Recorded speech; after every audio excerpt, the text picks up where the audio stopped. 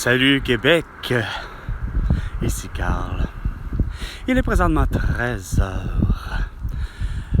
Et à quel point vous savez, grand public du Québec, vous savez à quel point j'adore critiquer vos choix.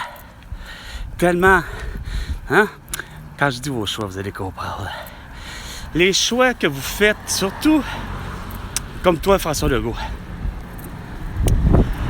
Isabelle Bray, Justin Trudeau, Sophie Grégoire. Puis là, probablement, là, je pourrais vous parler de qui gère la ville, comme Valérie Plante ou autre. OK? C'est beau, la vertu. C'est beau d'avoir des beaux projets, mais vos projets coûtent cher à vouloir prévenir.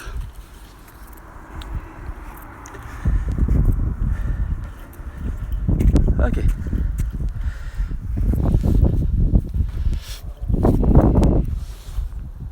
OK.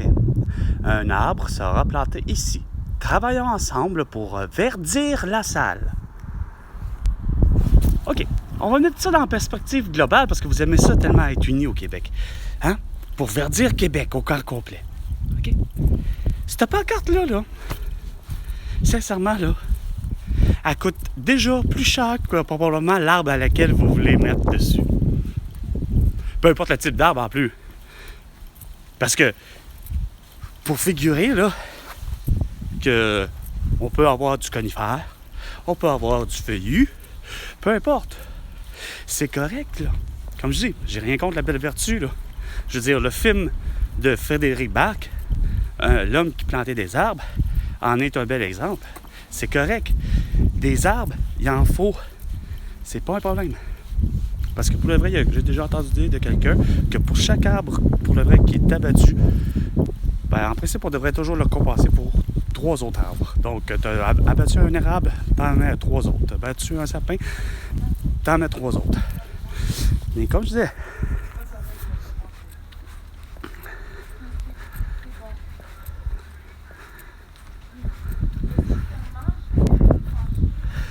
c'est complètement ridicule, sincèrement, Ça, c'est complètement ridicule.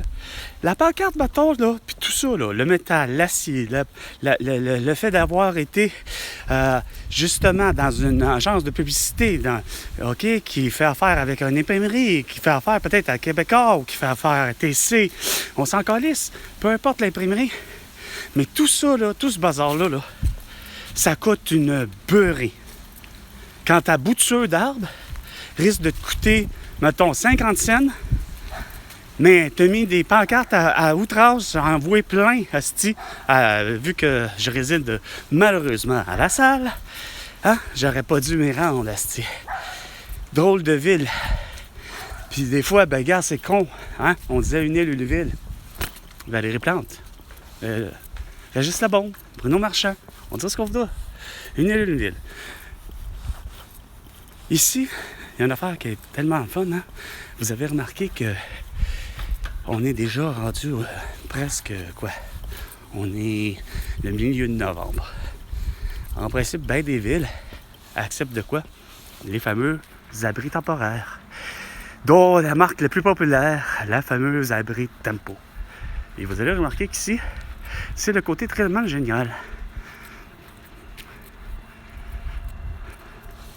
Il n'y en a pas d'abri Tempo. Ça, j'ai trouvé ça la chose la plus exceptionnellement géniale. Justement, de ne pas avoir de...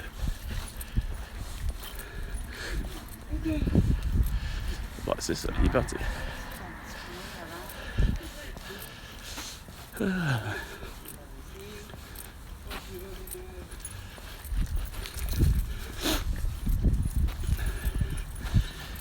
Ouais, ça coûte cher.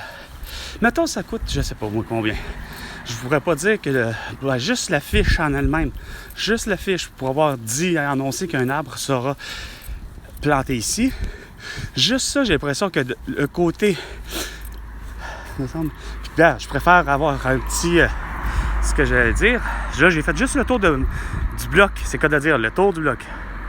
Puis ici, Belle est intelligent. Pour marquer l'endroit de sa ligne, Bell, au moins, là, eux autres sont intelligents. Ils ont pris de quoi un moyen beaucoup, tellement peu dispendieux, là, pour dire où se trouve l'endroit où se trouve la ligne de Bell.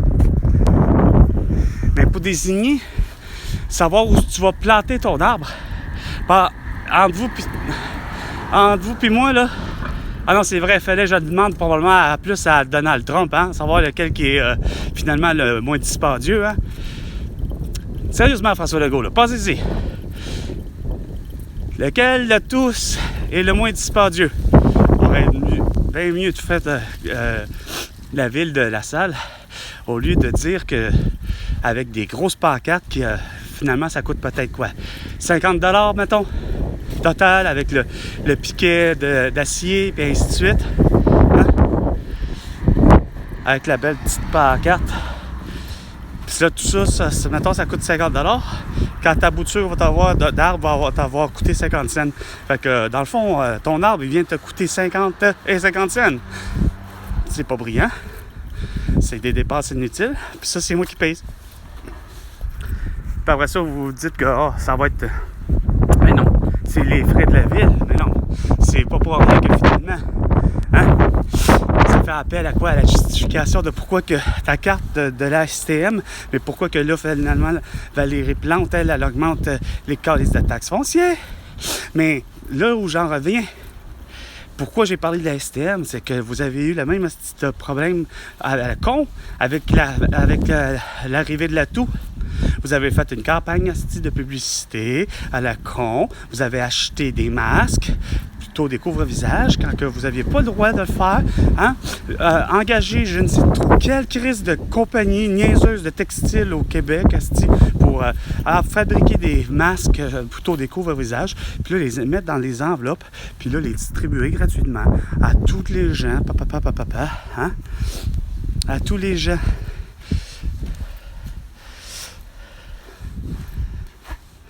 Dans la boîte à lettres, hein?